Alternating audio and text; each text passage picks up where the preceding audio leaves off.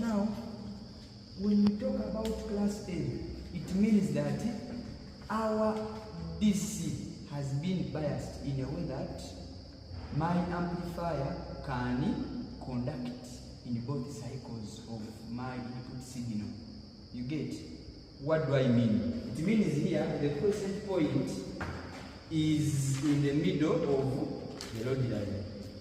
That is in class A amplifier.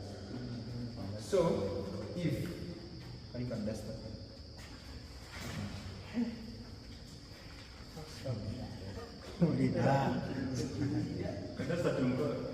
Don't keep the duster. So guys, allow me that bit because you know it. That's this line. So I've grabbed it. Now, if this is my load line, we are saying that the quiescent point.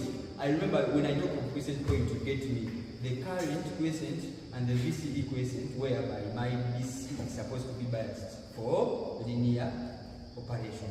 Now, here for class A, it means that I have my quiescent point at the middle of my load line. So, if maybe I put it somewhere there, and that is my point Q.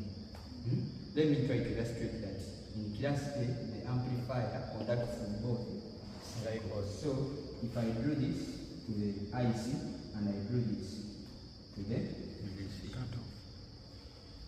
So, now remember something, that from my quiescent point to the cutoff voltage, that's like my maximum voltage, my maximum peak voltage.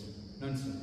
And then maybe from my load line of the current to my IC sat, that's my maximum, it's my peak, maximum peak, not peak to peak current, something like this.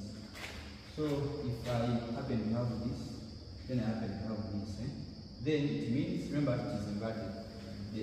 If I have such an output, if I input, and the input is this, and so my output will appear something like this. It will come like this, maximum, then it will go back to maximum, and then come back. And so that is. So you're seeing that for the first input cycle, my amplifier is conducting, and for the second input cycle, still my amplifier is conducting. Now, we come to our current still. It will be still the same case, and so something like this. So for current,